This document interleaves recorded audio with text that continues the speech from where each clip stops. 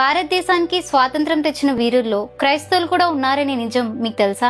స్వాతంత్ర్య పోరాటం అనగానే చిన్నప్పటి నుంచి సుభాష్ చంద్రబోస్, గాంధీజీ, భగత్ సింగ్, జవహర్ లాల్ నెహ్రూ లాంటి వాళ్ళ గురించే విన్నాం. కానీ ఈ దేశ స్వాతంత్రం కోసం క్రైస్తవులు కూడా ప్రాణాలు వదిలి ఎన్నో త్యాగాలు చేసి పోరాడారనే నిజం చాలా తక్కువ మందికి మాత్రమే తెలుసు. మరి ఆ యోధులెవరో ఇప్పుడు తెలుసుకుందాం. బ్రహ్మబంధవ్ ఉపాధ్యాయ.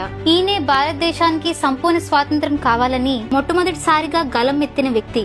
ఈయన ఒక క్రైస్తవుడు. స్వదేశీ ఉద్యమంలో ప్రధాన పాత్ర పోషించారు. సంధ్యాపత్రిక ద్వారా బ్రిటిష్ ప్రభుత్వాన్ని గడగడలాడించిన జర్నలిస్ట్ ఈయన. తెవర్తుండియల్ టీటస్. ఉప్పు సత్యాగ్రహంలో గాంధీజీతో పాటు పాల్గొన్న వ్యక్తి ఈయన. పాత 500 నోట్లో చూస్తే గాంధీజీ వెనుక టీటస్ జీ కనబడతారు. పెళ్లైన తర్వాత ఇతని భార్య అయిన అన్నమ్మ తన బంగారు ఆభరణాలన్నింటినీ శబర్మతి ఆశ్రమానికి విరాళంగా ఇచ్చేశారు. దండియాత్రలో పాల్గొన్న ఏకైక క్రైస్తవుడిన జోసెఫ్ బాప్టిస్టా. ఈయన్ని father of home rule movement in India అని పిలుస్తారు. ఇతను కూడా క్రైస్తవుడు. బాల్ గంగాధర్ తిలక్ కి రైట్ హ్యాండ్ ఈయన.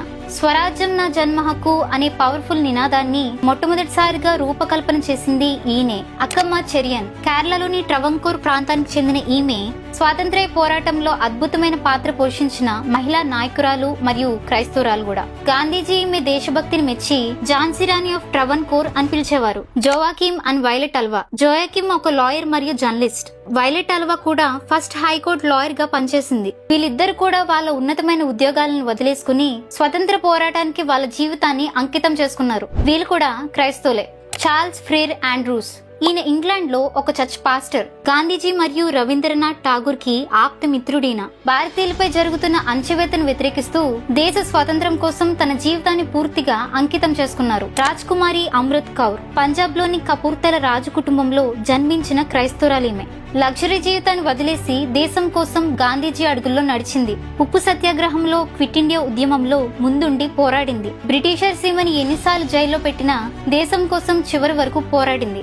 అలాగే Kalicharan Banerjee, Pandit Ramabai, Peter Paul Pillai, Madhusudan Das, George Joseph, Annie Besant, JC Kumarappa, Paul Ramaswamy, bishop Nirad Biswas, Jerome Saldanha, John Francis Pinto, Sushil Kumar Rudra, Narayan Vaman Tilak, Karnataka Catholics, ఇలా ఇంకా చాలా మంది క్రైస్తవులు స్వాతంత్ర్య ఉద్యమాలైన హోమ్ రూల్ మూవ్మెంట్ లోను, స్వరాజ్ మూవ్మెంట్ లోను, సివిల్ డిసోబిడియన్స్ మూవ్మెంట్ లోను, క్విట్ ఇండియా మూవ్మెంట్ లోను బాధ్యతగా పాల్గొని పోరాడి జైలు శిక్షలు అనుభవించి దేశం కోసం వాళ్ళ జీవితాలను అర్పించిన క్రైస్తవులు ఇంకా ఎంతో మంది ఉన్నారు. స్వాతంత్రం అనేది ఒక్కరి వల్లనో లేదా ఒక వర్గానికి చెందిన వారి వల్లనో వచ్చింది కాదు.